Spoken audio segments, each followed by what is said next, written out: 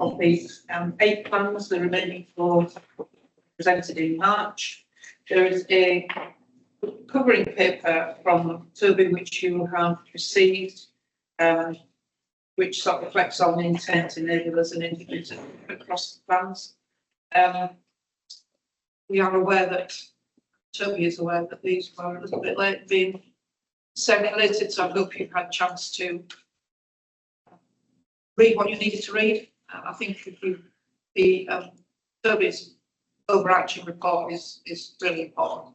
That was the crucial bit. But so we're conscious that we're perhaps wishing for more time. I'm not going to pretend we don't understand that. So over to Toby. And, thanks very much. So, so just to echo the sense that this is less than we'd anticipated, in the sense that I'm late 10 years and isn't all 8 and existed for approval. So in all 3 dimensions, yeah, that needs to be acknowledged. I still think we can make some headway today, and let's hope by the time we get to March that I'll organise myself to get us to a point where we can approve these documents, including because, to remind people, the intention is that the board, the committees of the board, will focus overwhelmingly on these plans. And so the work plans that currently exist, certainly for some board, will need to be reset, not so much the Mental Health Act Committee, but some of the board committees, mindful of the material the board commits to in March in these documents. I'm also quite conscious that the important part of this process is probably being clear what we're not going to do. And certainly when you come to some of the documents, I think that's actually the heart of the conversation, is by implication, we're going to do this instead of doing the other stuff that we've always done. So on the assumption that people have at least had the opportunity to read the cover paper, as it were, if not the detail, I'm just going to step through each of the 4 documents and draw out what I think is perhaps most important or most relevant for the board to consider. And then I'm very happy to take reflections from colleagues. So I think in terms of the quality and safety plan, which has proved quite a challenging thing to pin down over the last, more than a year, what the draft is wanting to get across, as that table sets out on the first page of para 2.1, is A, the distinction between safety and quality, and B, underneath that, what we will therefore focus on. So we will focus on the always standards. We'll come back to nomenclature in a minute. Within that CQC domains, we will focus on understanding, investigating, evolving and improving our work rooted in a PSERP model.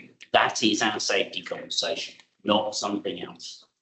And on the quality side, that we will focus, I suppose you could say, overwhelmingly on Promise 16 and 4.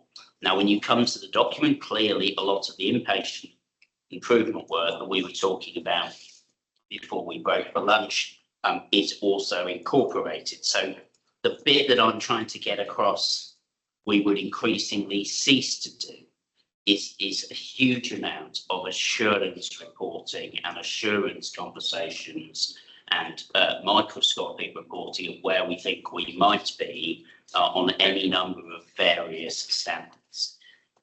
How that will work operationally out there in the organisation going forward is that the always measures and the safety metrics will be the way we think about safety.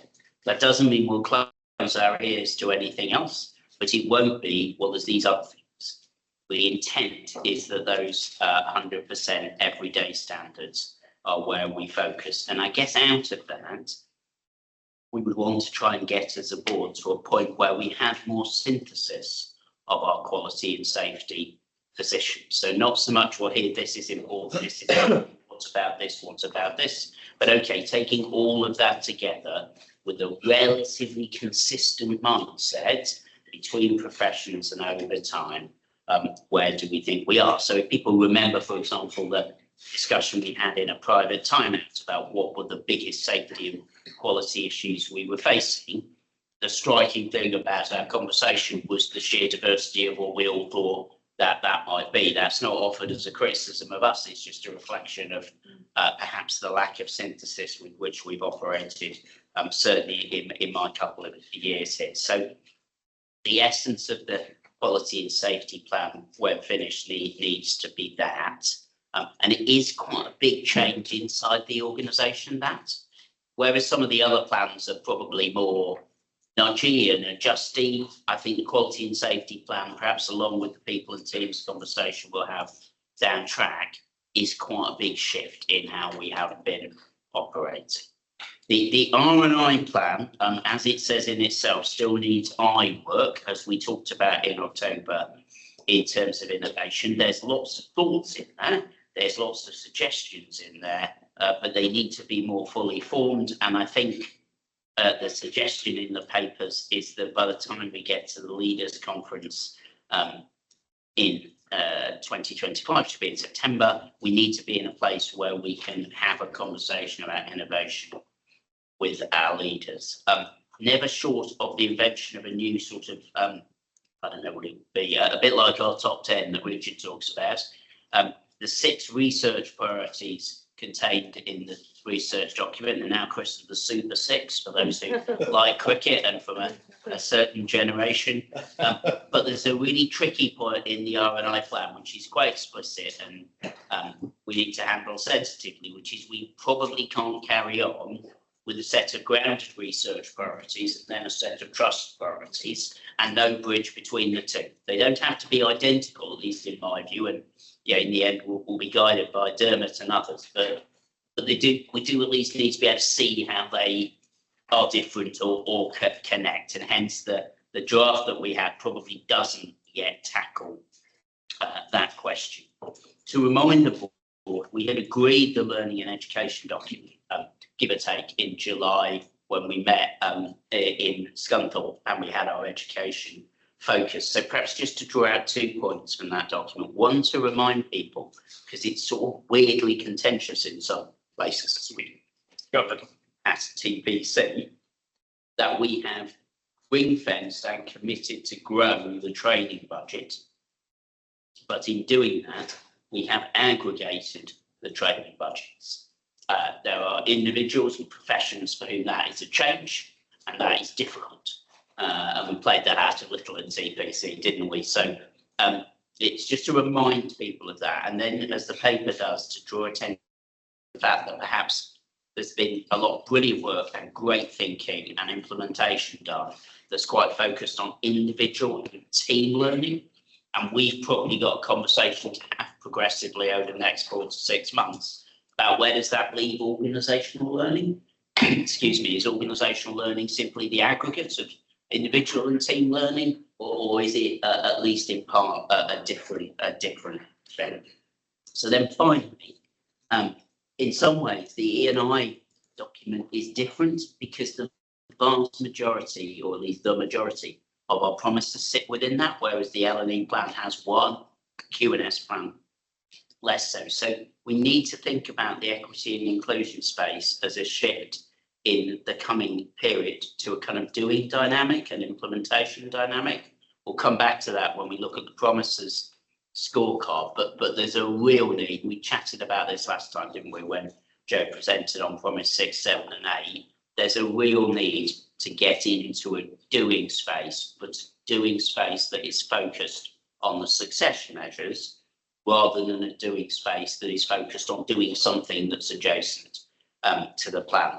Key to that will be the data sets and the data. We work through it with Richard's chairmanship at the PIPA committee. Yeah, the continued lack of data sets, or their incompleteness, or their slightly clunky nature, and we probably won't be able to deliver. Well, we won't be able to deliver on the equity and inclusion plan unless we get over that hump. And I know Richard B has got investment propositions around our business intelligence and our data analytics functions with that in mind. So I guess I'm here wanting to have a conversation about what people have thought of what they've got in front of them, and then to kind of chart the course to March, recognising we've charted that course lots of times before, and eventually it will come that we get there. whether it's before my new red kitchen or afterwards. So we'll see. I did offer to organise a demo today outside the Red Factory, but there were problems with Red Cliff. But it didn't say it wasn't necessary.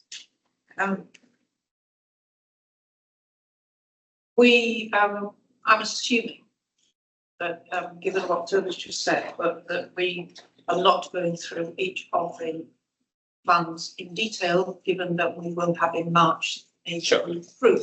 Yeah. So I'm very much looking at the overarching paper and taking any immediate concerns or questions that you might have, Jim.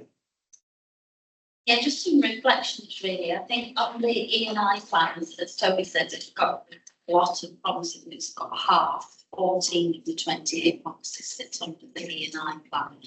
And it has taken quite a long time and some challenge to define what we mean by the success measures and how we might go about addressing them. Some of that has been the data, but some of it is that as an organisation, it's new for us, and some of our leaders can't quite get their heads around why it's our role and what should we be doing. And I think as we increasingly try and turn that into a doing group as delivering on those success measures, at the same time as some of the disquiet around some of the other things that we're doing, I think we are going to continue to have a bit of dissonance around these are the must-dos in our view. Why are we trying to do these things here? So the data will give us the evidence to build that up around this is why, this is what we need to do. So I think that's something we need to keep thinking about. Just on the R&I plan, I think thinking back to when we set up grounded research, we set it up because we thought A, we weren't doing a lot of research on the trust, and B, we were struggling to recruit medics, and we thought that having a strong research arm would attract medics to come along. And as you said, Toby, there was some good success there. I think it's left us with something that feels other to the trust, perhaps very medical focused, and perhaps for some clinicians and clinical colleagues will say themselves, but perhaps research is seen as these big NIHR things that we do and need lots of funding and external partners, as opposed to back to the basics of research within clinical settings. So I think trying to dispel some of that is going to be the challenge for us to embed research back into the day-to-day. But I think we started with the big R and the little R, and it starts to get us there. I've got you, then I'll take you, Dermot, because I suspect you ought to come in on what Joe just said. Are you okay with that? Yeah, Dermot, then. Yeah, I mean, I think the paper kind of sets it out kind of quite well. You know, kind of like I think there is a bridge, because I think grounded research in business is largely being portfolio studies. Yeah. And you know, obviously that tends to follow national agendas, which might kind of not be related to kind of the 6 kind of focus areas that we've given ourselves. I think it's also going to work on kind of recognising that that does bring significant income into the trust. Yeah. And so because of that, you know, in some ways, I think, you know, if we can kind of have that bridge, so, you know, we keep a research department that's then able to kind of help support the development of expertise into the care groups. I can see it being mutually beneficial, so I think we've got to kind of try and hold on to both of those. Yes. I don't see it as a case of kind of either or kind of saying we're just going to concentrate on the 6 and as we've left portfolios and research. So if we did that, that would lead to having to significantly reduce the size of the department, and I think that would then reduce the capacity to support other things. Yeah, and I'll take your point. Yeah. Thank you. Joe. Yes, a couple of things for me. If sorry, I'll start with the online. I think the other component of grounded research is psychological, with the psychological observatory, and arguably where portfolio research is a bit othered, psychological research has been a bit very internal focus. And we heard from Steve Kellett last fall, so in terms of the reducing restrictive interventions at work as well. So I mean, I value the revision of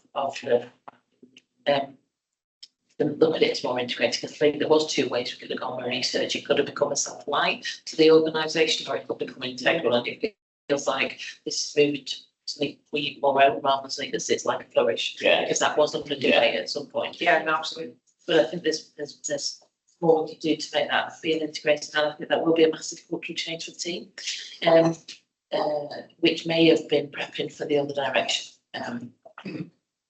The second thing is really value the QNS plan commitment, because I think where we sit on the precipice of thinking about the board committees and their forward plans, this helps us see how reshaping committee are doing this really will be there to give QNS. And I think finally as well, I know that obviously you said about the delay in the paper, Toby, and I think we've gone as fast as the organisation can take it, because I think I was thinking about looking at the interdependence of across these plans that are really important. So giving that one example, the purposeful diversification of where we're doing our investment budget in education really links with the E&I plan, but it sits under the learning and development plan. We couldn't do that until we got our data sorted out and our people's data to see where our investment was and baseline it across. In addition, if you look at the QNS, the quite big restructuring quality, nursing facilities, really interlinks with some safety portfolio. So I do acknowledge the delay, but I think also the delay has been around some of those factors which have been important to build a firm infrastructure to then deliver the plans on. Yeah. Can I just respond briefly to that last point? So, welcome. I think what will now be important, as you say, things have a habit of coming together. Given that we're about to try and settle down the nursing facilities restructure, we've largely subjected to our own got our people into post, there's a nice opportunity to reset. And I suppose what I mean by reset is it's this and it's not that. Because if we ask people to run with what's in here and carry on doing all the various reporting and God knows how many hundreds of pages that board committee is often saying, will topple over.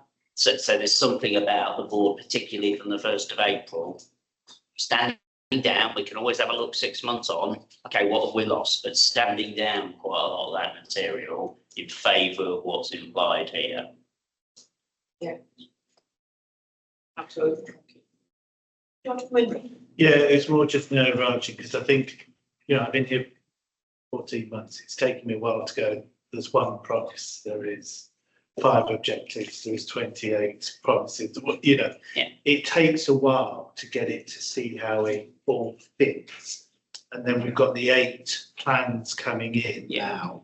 So we have to appreciate we've got a bit of time. So, the quality committee we played out all. There's the IQPR, but I was saying, but we're going to have the quality matrix coming in. So actually, maybe we need to be looking at those, not the IQPR. So it's going to take a while to conduct. I go back to a point Toby was saying today. It is really complicated. I think we're honest. I am grappling with it. But you did say today the key thing is the why, and I'm still thinking, how do we sort of convey the why? Simply because if CQC come in 3 months' time, we have to have our stuff be able to go, one promise, and that feeds that. So, I think the why is going to be really important, I think, over the next couple of months.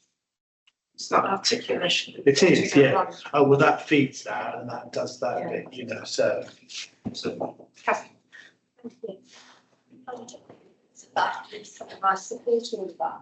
That's the old stuff away, but also check out what's anything subsequently, new things in there instead. So I'm just wondering if we can look and check, start reconciling into the committees agreements and what committees should be able to see or do to help Toby make sure that everything is going on the new plan.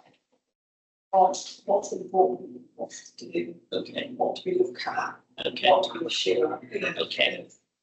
So 3 thoughts, if I may. So one, I think it's really important we can help people to fit it together, recognising that it will not fit perfectly together. And I'm okay with that. I think it's a fool's errand in the NHS to try and make it all fit perfectly together. But you're absolutely right. We ought to be able to show people where it doesn't. So that's the first point. The second point about committee remits is if you recall the operating model that we agreed in September 23 and implemented in early 24 does pre-imagine that our board committees, not the audit committee or the mental health act committee, but that our board committees will focus on the plans, the partnerships, matters delegated by the board, etc. So I think this is already built into terms of reference. I think the thing that may seem a bit quirky to people in the room is the sense that you have board committees looking at the plans and the board increasingly looking at the promises. That is intentional, but it may seem quirky to people because everything doesn't sort of go up through a pyramid. I think on Richard's sort of facing the staff point of view, my own view is that some of these plans are not necessarily things staff need to be deeply enmeshed in. I think saying, hey, exciting uses for your 6 plans is going to be met with, or 8 plans. Yeah, thanks for that. What's that? I thought we've got an NHS plan. I think the exceptions to that are the lived reality of the estate changes rather than the plan, and the people and teams of quality and safety plan. Because I think that the critique we heard from staff about our strategy was it was all about patients, carers and communities, not about staff. So I think the people and teams plan is very important. And I think the absence of a singular narrative on quality and safety is problematic, because in the absence of it, CQC, or more importantly, our people, think, well, there isn't a narrative. And what we want to do is to kind of build that in. But if what lay behind Kathy Picky, your point was, can we try and find a visual that shows how it fits together? I'm happy to work to that. I think that's helpful. It's just a cross check. Yeah. Just checking that we aren't making an ask for something that is no longer appropriate. I'm very content with that. It's really just checking. And I think the other thing we got to do, I mean, the reason I asked Phil a question about GGI at the beginning of the board meeting is I think, we got some work to do on how CLE functions, but we've definitely got work to do on the subcommittees of CLE. And if you think back over our time working together, some of the things that were historically done in board committees within RDaSH, we've effectively said will be done over there in those subgroups. And we need to be very honest with ourselves as an executive leadership team at the end of March. Okay, which of those things are being done and which of them are not? So I think, not to divert from your question, but if you like to target it, I think it's a real targeting. Are they doing that? And if they're not, why not? Is it because we haven't given them the data? They didn't realise they've got the job card. They've got 3 other job cards and they're struggling to put it down. So I think that sub-level is probably the place where your question becomes really tangible. Makes sense. And remember, there will be external regulators who find the idea that that's done there, not in board committees, unfathomably weird and not like anywhere else they've ever worked. Because surely the board's quality committee should literally go through the resource training schedule and ask why that person. Yeah, and I'm not mocking that, but we've got to recognise, as we did that the regulators will have that mindset. So we need to be able to articulate where it's being done. Absolutely. Yes, Rachel. You just really comment on the equity and inclusion plan in terms of people's understanding, because I think it is a really difficult concept to expect staff to start to understand that, because I think it's just something a lot of organisations grapple with, and I think it's almost, some people's mindsets are almost not understanding why people have certain outcomes. Yeah. I remember having constant conversations with certain respective members who it was like, but it was their own fault. You know, that kind of, I'm not saying that staff thing, but That couldn't be more, I mean, so we do a lot of this now in the induction, aren't we? Done 4 rounds of the induction. And I sat on Monday afternoon and watched some people around a small table trying to explain to new joiners, maybe why homelessness wasn't the fault of the person who was homeless. And that isn't to criticise the people who were voicing that. I'm kind of pleased that they did, but I I think you're absolutely right. I think the entry level insight into some of these things is something we've got to work on. I would add to that, 'cause I think it lays around a lot of the cultural change we're doing at the moment, and it also intersects with burnout. So where we get people in surplus with us high demand, what people who are very pressured, the likelihood of dehumanising the person that they see and the service that they provide comes increasingly higher. And unfortunately, when we're trying to address that, like with all the occupational work and everything else like that, I think it comes through, because it's almost like the target around short term bed stay is around the patient's experience. However, the flip side of it could be, why is this person taking up my bed for so long? And we really need to avoid the narrative like, why is this person made himself homeless? And that it does come through. It's really hard on us. Things become embedded in communities, don't they, as the reasons why, and the, you know, that narrative. If everybody's ever read the tipping point, there is a point where getting it out of the community or out of people's minds, because it's the truth, it's become the truth, is really tough, and we have to take that into account.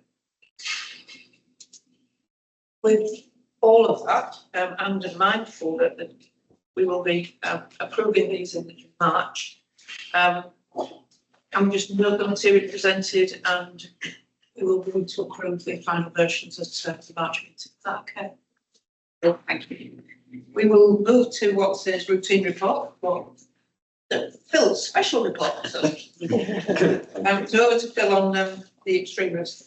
Okay, thank you. So the extreme risks this meeting are 6 in number, 4 that you've previously seen on a couple of months, and that there's ones I referred to a little bit earlier and that are linked in May to ADHD, autism, ASD, the weights there. The other one is around the out of area placements, which again links back to other work that we talked about today. And do we know what's the latest position, Richard, on the out of area? We've certainly made massive progress, I think, since. You know, we're doing so well, we haven't got the budget left to make CRP, you know, don't mean that. I know you don't, but the reality is, I suppose, in the next, we're going to be doing some estates works on Kingfisher, so we'll have 2 beds closed for a period of time. That will mean we're out there, it's that start in February, so we're down to as of today, it's 12, but it's going to go back up. And I think the point about this is it has to be an extreme, because we're looking at this. This is a proxy measure, probably our largest work programme that's going to happen over the next year. And if it's not an extreme, why would it be our largest work programme? And I suppose, you know, would you say is 0 the point it reduces? That's for us to debate what that kind of look like in terms of that. Yeah, and I think with that in mind, that's the key bit in terms of how we're going to recognise that these are still risks that we're faced, but they're maybe not of the extreme nature that they currently are. Yeah, to understand what that path down to perhaps a high level is.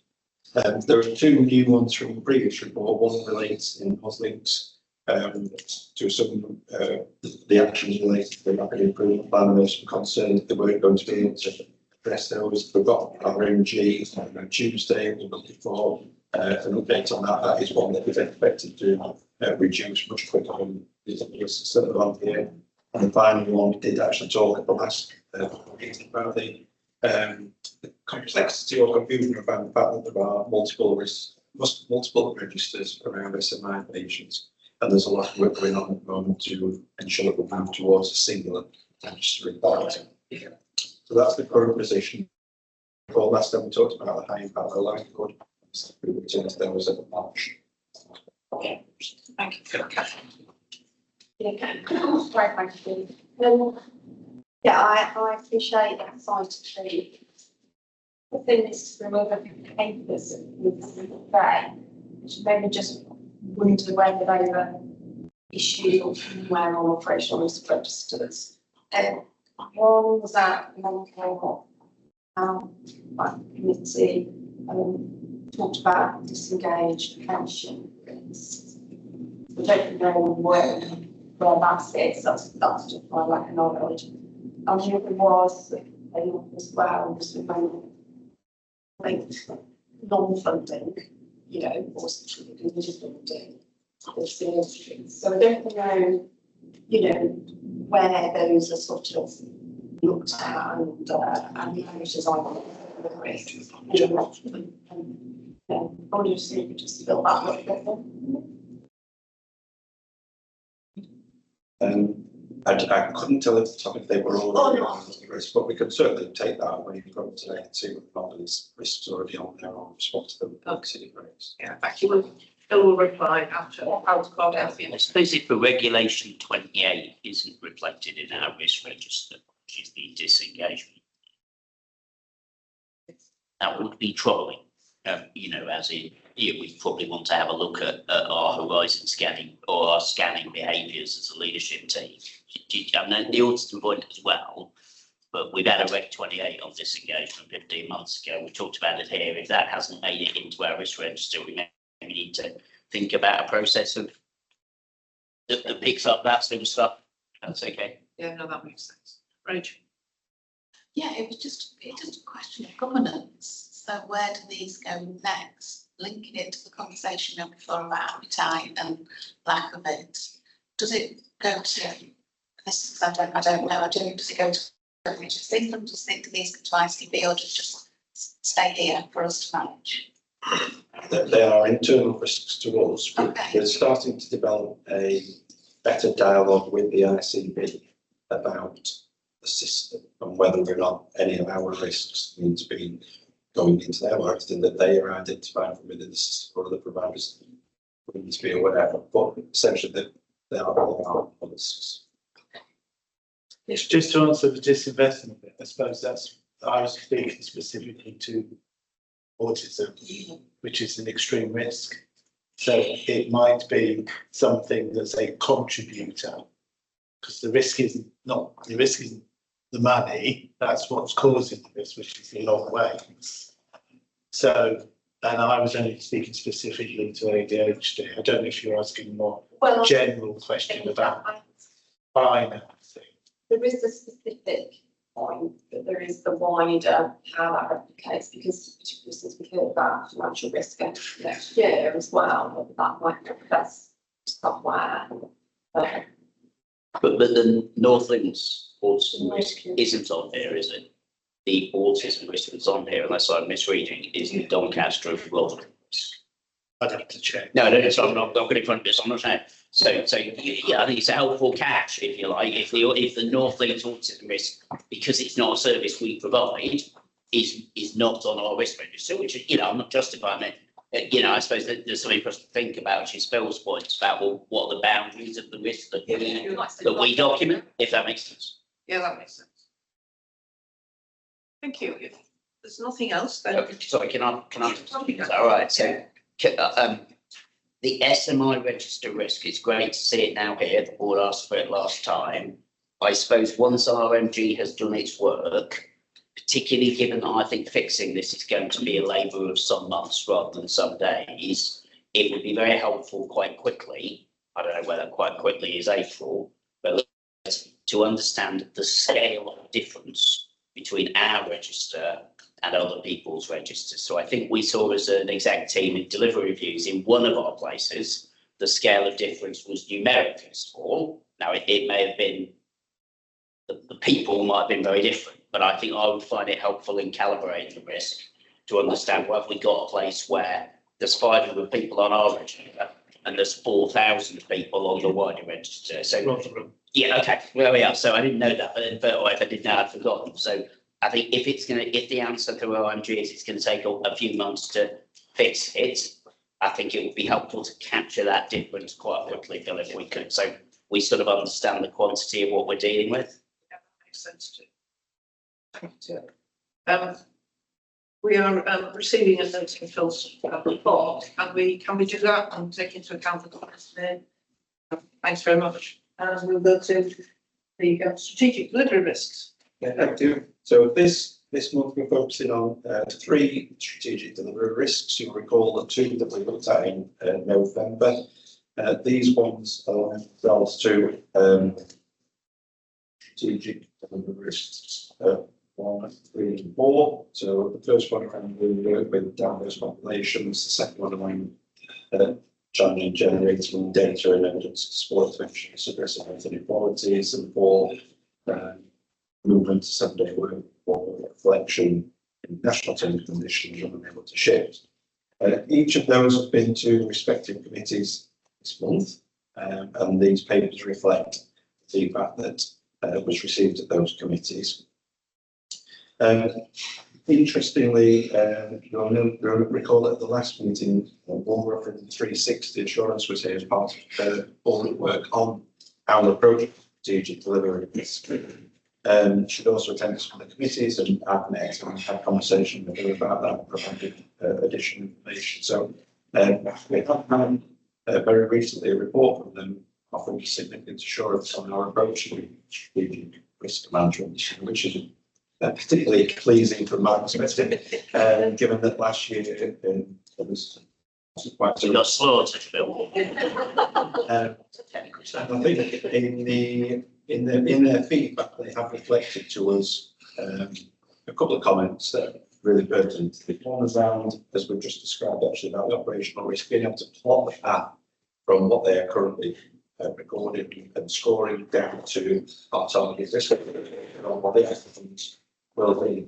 But also a little bit, it's sort of describe it in format change. The way in which we've set it down to the moment, essentially we've said, if the flow of the paper is what we're going to do about it, and then underneath we've described the how we'll know it's working. I think the suggestion essentially boils down to if we put them actually next to each other and make sure they align. So it's not a case of doing lots of things and then looking and seeing if things are making a difference. It's actually to plot the difference. So when we say we'll have a practical program of change for the GPs and we'll understand the actions that we're going to take, we carry that line across and make sure we get clear assurance that says that control is working. So the feedback we receive from the GPs, the questions we ask them, directly link back to that. Or where we say we're going to invest in our staff and train them, perhaps through the control their learning development offer. We categorically look at the feedback we get from the LDO or the induction or the staff survey with specific questions that shows that those actions have worked, as opposed to, as I say, doing lots of things over here and then measuring lots of things and making sure and seeing. So I think that would be the next iteration, I think, of this. And I think by doing that, we'll be able to better plot the impact from current future response as well.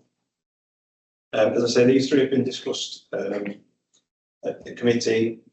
Steve, Toby and Richard are the executive leads on for that. I think we'll take any questions if there are any specifics on that or any other.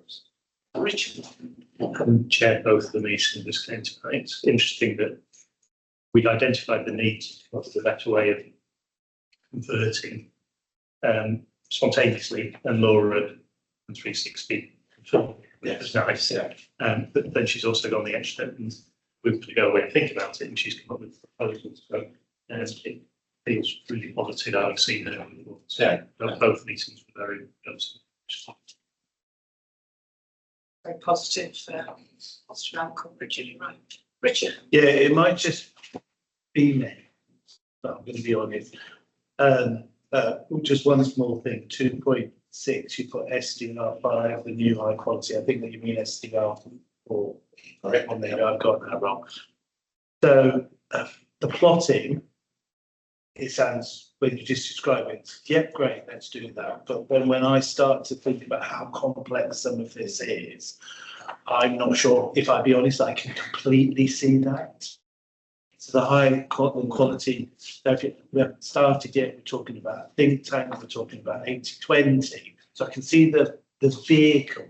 If you want to, I can't completely see it. Yeah. Now that might just be me, and I might need help. It doesn't feel as easy as you make it sound. No. I'm just being honest with you. Yeah. No. Because you're going to hold me to account for something that I can't visualize yet, personally. And in reality, it's not as simple as how I'm articulate, because it's dead easy to just go from it. Yeah, don't expect that bingo, off you go. Yeah. So we will have to sit and talk that through and understand. So as the lead on that, we need your input that actually is saying, yes, we might know we're here and there, but how we are going to get there and what pace and what kind of key achievements are, that we need to put together. If you can't see that, I'm not saying I can't. I don't think it is just you and Jim sitting in the committee in respect of SDR3, which is me and GPs and lots of them. Yeah. I guess the way the conversation plays is if I'm saying that we are going to get to a risk score of 8 in 15 months' time, I have the faintest idea how to get there, but I have to be able to describe what a risk score of 8 would actually look like in respect of that. So it's less, from my point of view, the route from here to there, and more simply saying the end point is 8. I don't know, everybody else on the committee might be able to explain to me what that means, but I couldn't at the minute. So I've got to explain what 8 would look like so that people can test whether we've got there. Yeah. So it's the destination rather than the journey is at least the first step. But that's no easier. Yeah. But it allows the speculation rather than each of us having to offer the board complete certainty that we're going to do this, which I think we couldn't do otherwise. They wouldn't be strategic delivery risks because they're big and hairy and complicated. Yeah. You know. It's not easy, this stuff. It's important. No, and I suppose I'm being transparent. Yeah. No, absolutely. I feel anxious about oversimplifying. Yeah.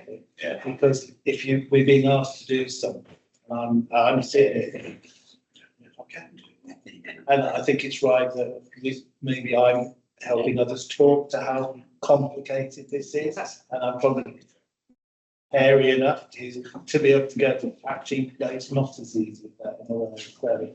Yeah. So, but I think the end goal makes sense. Yeah. I think the other bit I've been trying to do in the quality committees is the vehicle. So one of the things is we've got 20 promises, 3 of these, 8 of these, and then now we've got 5 more risks chucked in. I suppose one thing I'm saying quite clearly is with SDO4, we're talking about promise 19 and the vehicle for that. We're talking about promise 14, the 48 hours. I think for mine, we've got to hang it on the promises, because otherwise we're going to have other work streams going on, and it's going to blow my brain. And it's promise 22, isn't it? So promise 22 Yeah. is 7-day So work. it's how we sit. Yeah. So in some sense, we're updating on promises. Yeah, that's pretty fair. So it's how do we Yeah. hear the updates? So I've talked about promise 14, talked a bit about promise 14, the second part, which is part of the subsection for this. Toby's talked about the high quality therapeutic thing. So we're talking to the risks, but maybe in little separate things. Yes. So maybe part of our issue is how do we get that all to sit with these risks as well? Yes, I think each of these are essentially going to hoover up from various sources. Yeah. Which is why in there we do reflect on the promises of priority scorecard, because essentially part of describing the destination might be that some of the reds have the reds on there and move to greens or greens with delivering certain promises, and then we feel like we've reached our destination. It could be about reflecting on what's in there already. So I think that you're right, but we're bringing it from different sources. Yes. Okay. So well, thank you. Go on, Cathy. I have a conversation about it, but they are building blocks, and I actually wrote a note myself through these papers that I felt was a high degree of correlation, between papers, policies, risks, strategic risks, and I just think they kind of just need, I hate saying this, where my brain is sort of just mapped or pointed together in their little pyramids about what they deliver and so on. And if you've got that risk appetite at the end, target, you can kind of see over time how you're moving towards them. And didn't we pick up that, is it half, almost half of promises that we're relying on? So if we know if we're doing all the unite things, we must be doing all of that, and we must be doing that, and we must be doing that. So just think they all complement each other. We're happy to have a conversation offline, maybe we do little visuals of it. Yeah, and when we have our next round with the exec leads, we can further that conversation with each of the. Sorry, when I say just to be tangible, it's not because I think anyone's not been tangible, and they are, but so obviously, we are engaged in a live conversation in children's psychiatry at the moment, just relevant to Richard's SDR, about what would happen if we decided we were going to provide a weekend service. And SDR4 is about the possibility of, in the nicest possible way, us doing some of that stuff, other places not to be, and start deciding, well, I think I'll go and work there. You know, some of these things are really very tangible, right? I mean, particularly that one is really very much in our face at the moment. Yeah, but just that last point is really reflective of those who've been on the board for a long period of time, talking about what were our path risks in the past. There's sometimes been almost extra things over there. What we're just said to hear is we've got 5 risks and we've talked about every single one of them in our board meetings. They are the big things that are, they are about our promises and what we're trying to achieve. They're not, which I think you'll find in other places, extra things over there, and that's why it was always, I think, a bit more of a challenge in the past. Thank you, Phil. Are there any further points? If not, can we receive and note progress? And we'll look forward to this work going forward. I like visualisations too. I get it. I've got a visualisation. I like visualisation. So can we agree to receive and note the report and note progress? Thank you. The promises and priorities scorecard. Right, Chair. So obviously, some people know it's currently the promises scorecard, because the priority scorecard I declined to provide an update on, but I will assess that in March. I wasn't going to talk too much. The material has moved a bit from November and a bit from September, but not a huge amount. I'm still reasonably comforted by that, because if these things were moving around ups and downs, degree poker, I think that would be a bit odd. We will get more of a sense of that as we go through 25, 26, because if I've said once in this board meeting that next year promises move to a delivery phase, I've said it 3 or 4 times. Just while I compete with the team, let me make 4 points on the back of the paper. So 1, I just think it probably is quite important to recognise the progress on Promise 6 and to a degree 7 since last time. So I just want to draw that out. So what I mean by that is we have got a schedule for our policy proofing across the organisation.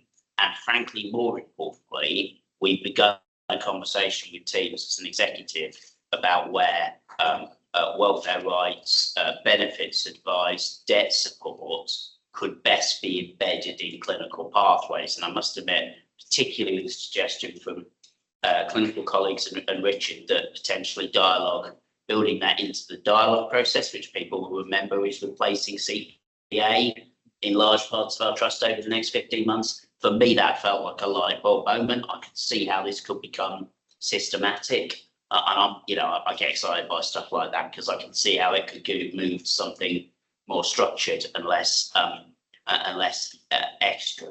I think on Promise 7, and it's in the news today, health checks continues to be a struggle. We are in the 90s of people who are offered an annual health check, and probably in the low 80s for people who actually received one.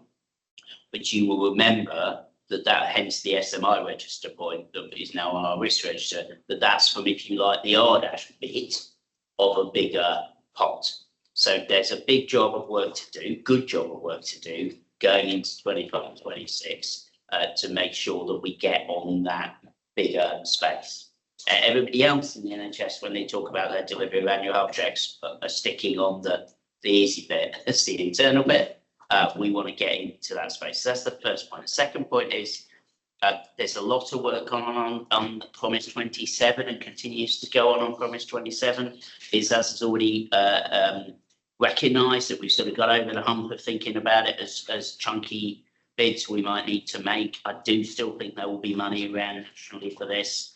And we've got our climate adaptation workshop on February the 12th. So when anybody says to you, this board is just focused on the immediate, we're sitting down for an entire day to talk about what else there's in Doncaster, Rotherham and North Links might look like in 2040, when various bits of our patch are flooded. There are new insects in our environment because they've migrated north. I hope it's not virtue signalling. It feeds directly into the things we need to talk about in terms of remote working. It feeds directly into the kind of things we need to talk about in terms of our estate.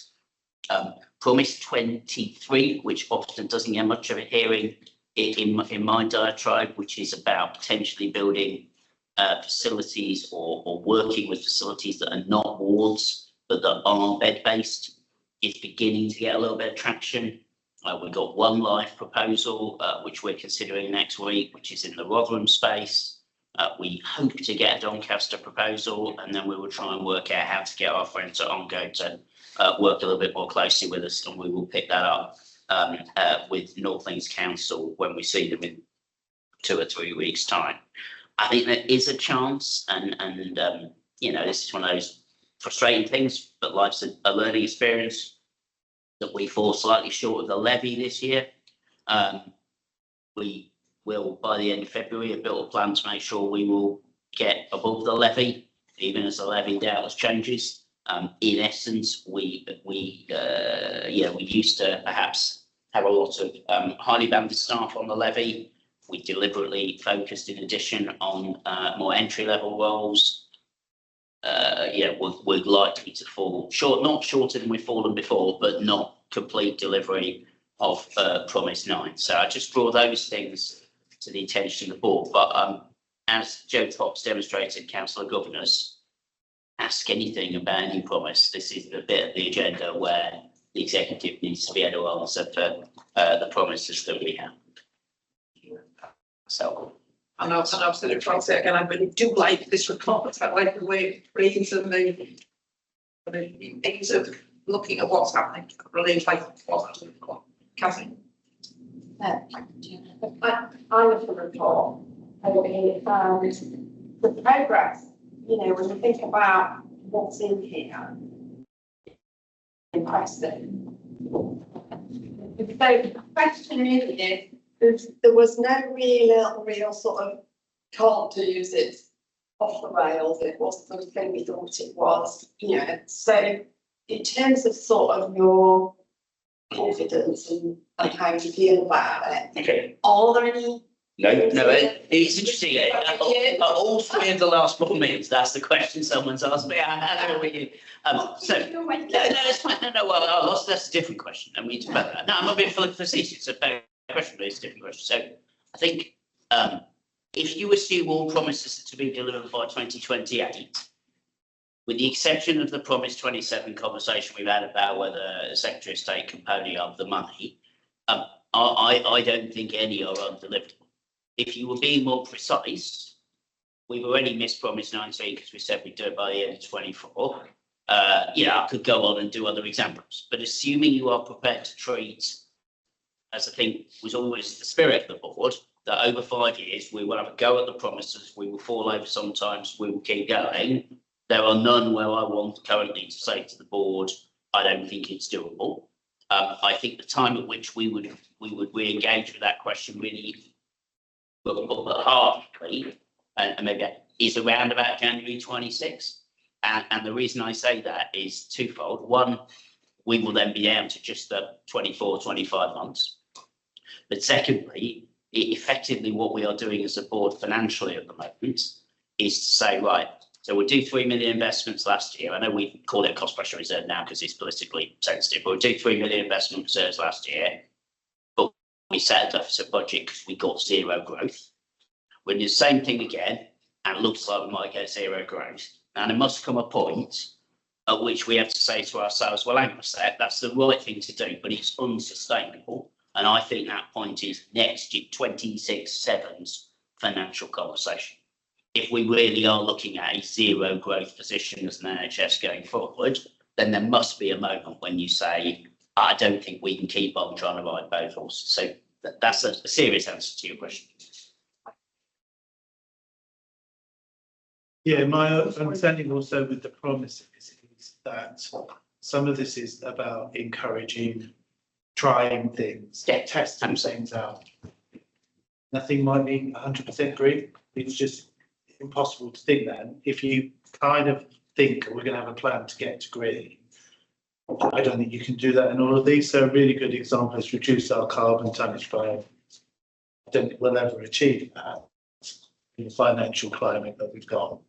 So there's going to be some where there's subsections. I think the other one is about the integrated teams. We can certainly do that, but some of that's about the pace of the local authorities and kind of working through that. So there's probably nuances to some of this, which if you look at the double reds, that'll give you a hint at some of the nuances, I suppose.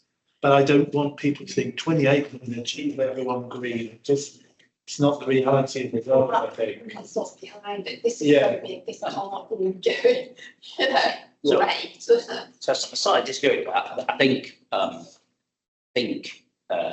well, on the specific, and I think we did discuss this last time, there is entirely a route to Promise 27, assuming that we can have the, whatever it is, 18 million quid voted up. That feels more realistic to me in light of announcements by government in the last 2 months. They probably did when I argued the same point last time.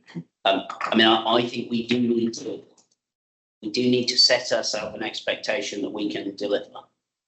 Because I think whilst it's helpful in this room to be honest with each other as we are being, there is a slight risk out there that if we say, well, give it a right good go, that isn't quite heard the way we intend to say it. Does that make sense? So even in the 4 week space, we had a number of presentations to the executive this week, which generously could be interpreted as people reflecting what was on. That would be one way of interpreting them.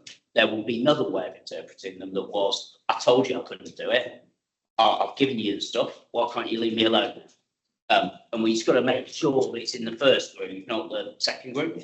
I am with you on that. What was behind it, my thinking was that, you know, if something's difficult, they might need to be defined a bit or. 100%. Shaped a bit, you know, Yeah. things like that. What can we do, you know, to help to support this, you know, moving forward? It wasn't to say, oh, what am I doing, we'll give that.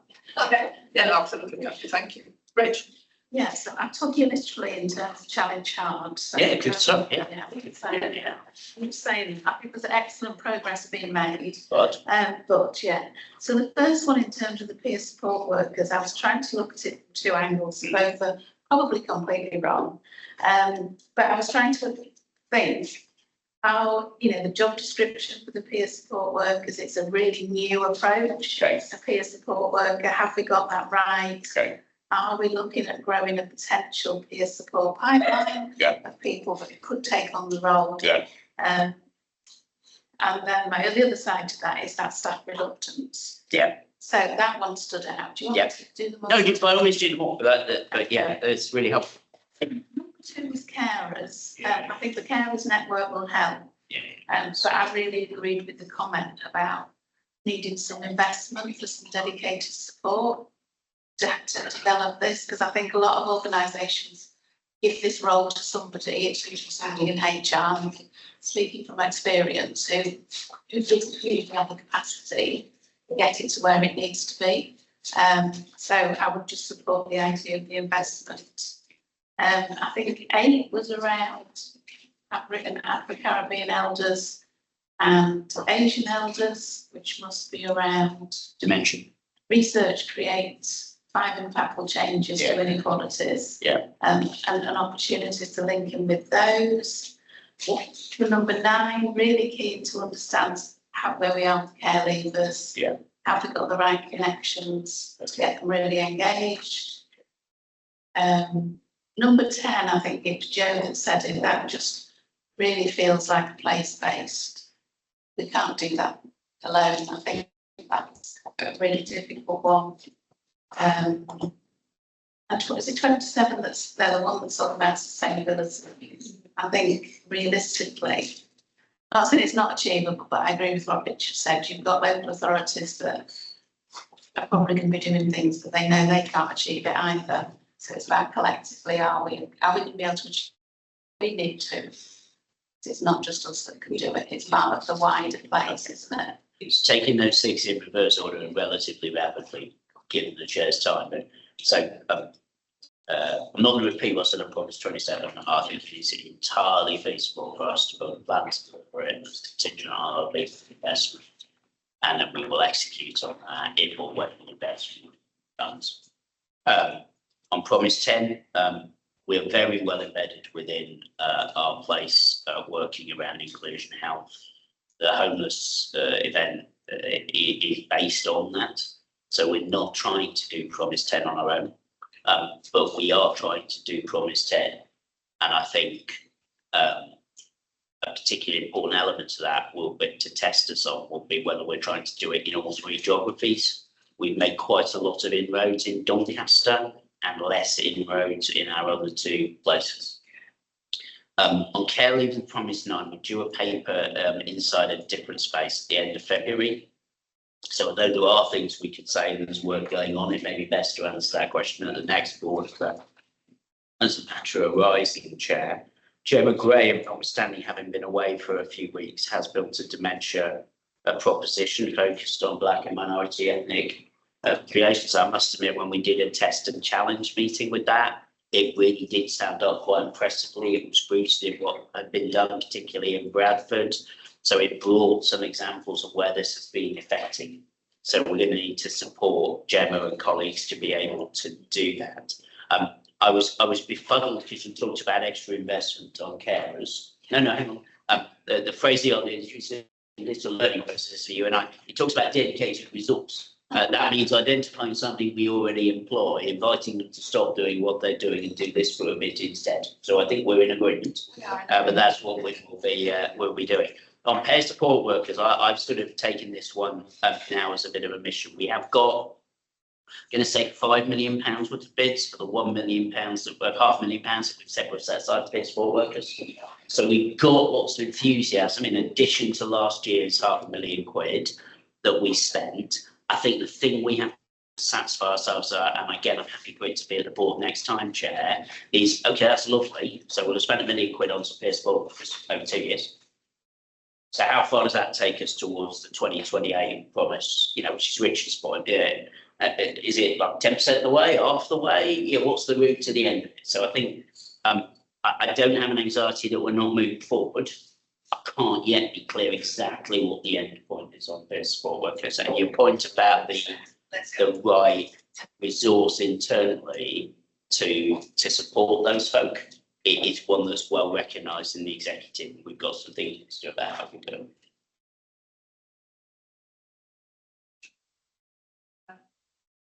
Any further questions? If not, with the recommendations that certainly one of Rachel's questions is noted as a matter arising for the next board meeting, and that other matters will come back in March, of course, that we accept the report, and thank everybody for their contribution. We are noting the audit. Is that okay? Okay. And finally, this group of reports, the IQPR. I'll send that straight over to Richard. I'll take you up. And I suppose it's helpful to pick up a point that we've sort of been teasing out today, that I suppose the IQPR comes in its entirety here. I think that's an opportunity for us to look at it in its entirety. Whereas in our respective committees, there's a chance to shake the tree on key areas, be that the finance, the people, or the performance and quality. So some of it will already be discussed. So we'll just put on the phone sheet, happy to pick up questions or points from people. So continue to very heavily focus on the top 10. I think there is sort of, for example, a natural variation in the recovery rate. So that I call that amber. There's reasons for that. We're hoping to get that to green. I'll do a speed and pull something out of the bag in terms of the children's access target. They did achieve that, achieving that as we speak, even on the basis that there is a private sector agency for about 500 contact, which they're not delivering, which I escalate to the commissioners. So I think this is very much because it's a systems target, but I think the children's team, to give them credit, have really gone over and above to make sure that we're achieving that we will achieve. Similarly, perinatal services, there is a real cluster of sickness, partly due to some sad reasons around bereavement, the two sisters in the same team. And it's a really small specialty. However, we are very likely to achieve the trust-wide target, but we're unlikely to achieve the target in Rotherham just because of this sickness. But when we look at the IQPR, it's green on the trust-wide. So I'm just explaining some of the differences around that. I've talked to you about, so we obviously have been for a very long time been achieving on our physical health RTT. we're 84.5 on the mental health, and obviously talked very much about the North Links memory list being the reason we're not achieving. There is a very cautious potential that we may get RTT by the end of the March, but I'm not offering that as a certainty or a guarantee. But we know what the issue is, and obviously there's a plan to address that. The 136 has certainly improved since we've introduced the 24-hour metric, but we go up and down with that. What I will highlight, though, this time is one of the key areas, and I think RDaSH is working on this with his team. I think we have to understand the 136 environment takes a good kicking, literally. It's very distressed and agitated people. It takes a real beating, the environment. So we might need to create sort of a state intervention which recognises 136 people try and break it up. Yeah. So that's going to happen all the time. And so you can't have a usual state response because it is our equivalent of emergency care. Yeah. So we need to keep open all so, and I know you're working on that with the team. So it's just, but obviously some of the time is about estate damages, and then the other bit is that we have out of area people who where the other areas haven't got a bed. So they say we haven't got a bed today, but we might have one tomorrow. Sheffield is part of that story, but in January the third suite did open. So we're really hoping that if that will improve, because often Sheffield Rotherham is their next section of the 36. We have really reduced the number of times it's closed due to staffing, which is the one in Harkift, I think. So, but it's right to improve that. Toby doesn't like me saying this, but I'm going to say I don't know for a while if it will get to zero because of the estates and all of the out of areas. So, myself. It's okay to disagree. Obviously, safer staffing, ward compliance, I think again it's being double checked. And then finally, obviously, there's we talked a lot about the finances, so I'm not going to get that, but I'm happy to take any questions or if you might want to talk to the safer staff. Thank you. If anyone has anything on the full report, and you're welcome, but obviously quality to do a lot of that work. So I'm happy to focus on the executive summary on the top dashboard or anything you can.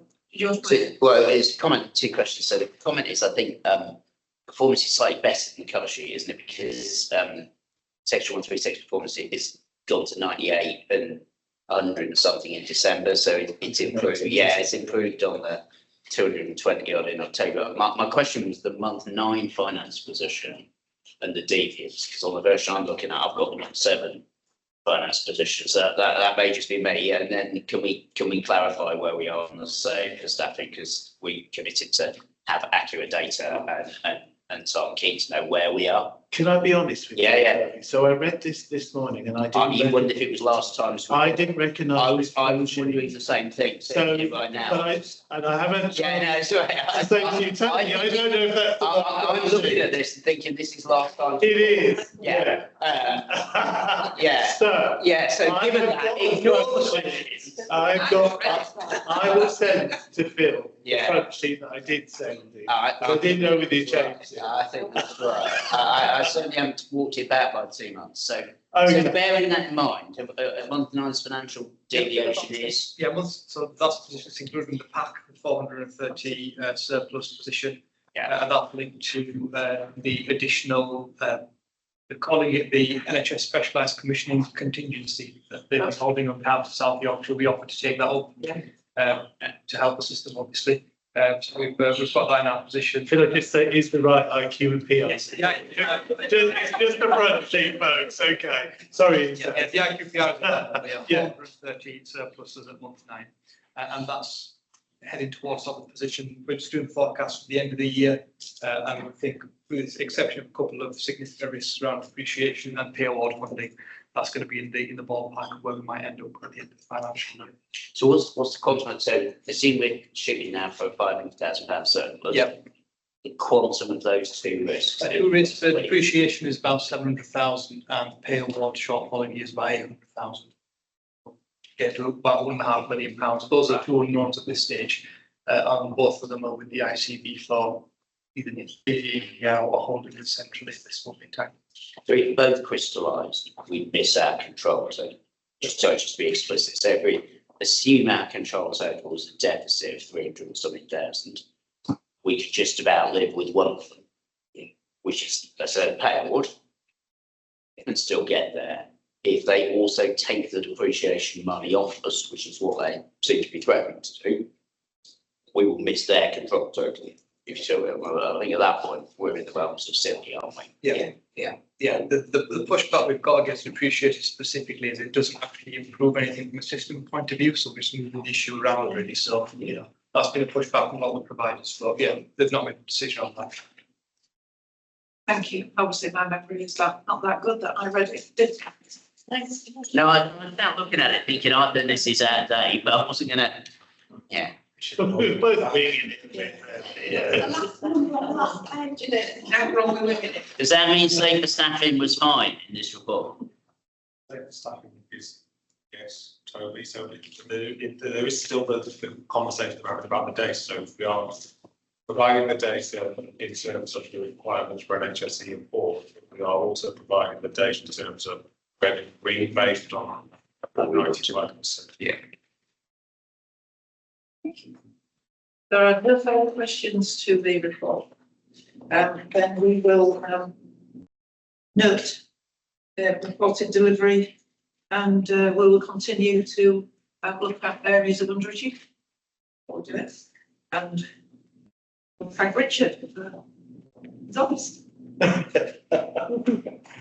you. Thanks very much. That is the whole of the what's commonly known as routine reports, the reports where we look at performance and risk.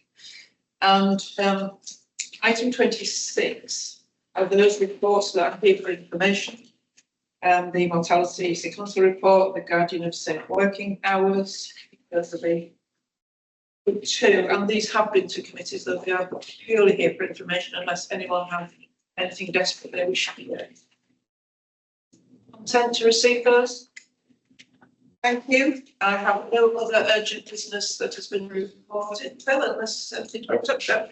Are there any new risks today that anyone wishes adding to the risk register following today's debates?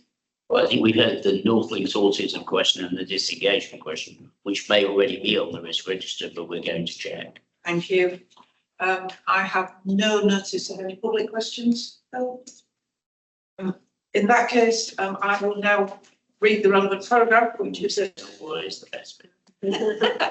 I forget to read it after. But because publicity would be prejudicial to the public interest by reason of the confidential nature of the business to be transacted, the public and press are excluded from the remainder of the meeting, which will conclude in private. So thank you very much. We've got a couple of items in private. As you know, if people would like a 5 minute, yes, thank you. Yeah. 5 minutes.